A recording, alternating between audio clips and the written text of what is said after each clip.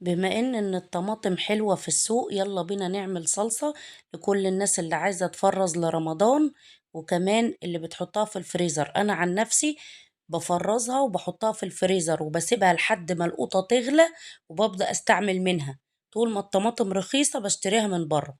أول حاجة هنا جبت عندي كمية الطماطم، أنا عندي حوالي 11 كيلو أو 12 كيلو. تمام، جبتهم حطيتهم كده في الحوض وهبدأ أغسلهم كويس جدا واشيل الزرة الخضراء بتاعتهم. نمسك كده طماطمية طماطمية ونغسلها كويس قوي.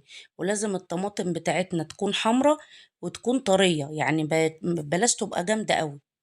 تمام، هنغسل الطماطم بتاعتنا كويس جدا زي ما انتوا شايفين. بعد كده هرجعها تاني في الطبق.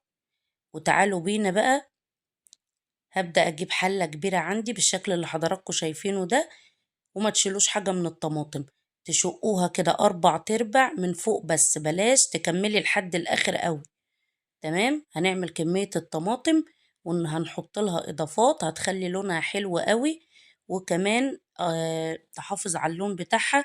معروفة لما الطماطم بتتحط في الفريزر فهي لونها ساعات بيغير، بتبقى بتصفر شوية. فبنضطر نستخدم لها صلصة طماطم اللي هي بتاعت البطرمانات. تعالوا النهاردة هنحط لها إضافتين حلوين قوي هيحافظوا على اللون شوية.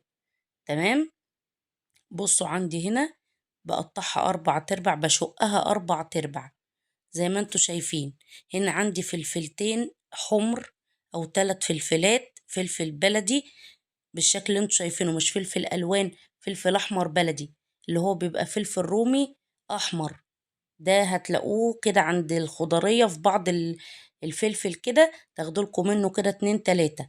هحط على الحلة دي حوالي كوباية مية فقط لا غير. هحطها على النار وهسيبها لحد ما تستوي تماما زي ما انتوا شايفين كده. ومش هاجي جنب الحلة لحد لما تبرد خالص. تمام، هي خلاص استوت بالشكل اللي انتوا شايفينه ده. ومش هاجي جنب الحلة لحد ما تبرد تماما. بعد كده بقى بجيب عندي الخلاط، وبابدأ إن أنا آخد كده من الطماطم والمية بتاعتها اللي هي نزلتها دي. انتوا هتحطوا كوباية مية وهتلاحظوا إن الحلة بقت فيها مية كتير في الطماطم، لأن الطماطم أصلا بتنزل مية. وممكن ما تحطيش كوباية المية اللي انت عايزة تحطيها اللي أنا بقول عليها، وممكن تحطيها. دلوقتي بقى هبدأ آخد شفشق شفشق وهبدأ أخرطه في الخلاط.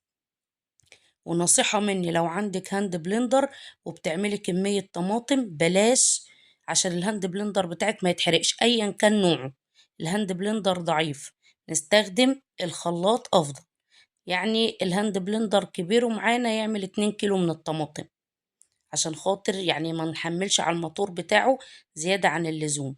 حاجة زي كده نستخدم الخلاط احسن. هابدأ إن أنا أعمل الطماطم بالشكل اللي حضراتكم شايفينه ده. هاخد بقى شوية شوية ونبدأ إن إحنا نعملها في الخلاط. أنا باخرطها كويس جدًا، باسلقها كويس بتتهري زي ما أنتم شايفين كده، وباخرطها كويس، بانعّمها مش باصفّيها خالص، لإن الطماطم لمّا بتتصفّى باحس إن هي بقت خفيفة جدًا، يعني باحس إن هي ما لهاش لازمة. تمام؟ عشان كده باقول لكم ما تجيبوش القوطة الجامدة، الطماطم الجامدة، تجيبوا الطماطم الطرية، عشان قشرتها بتبقى لينة شوية.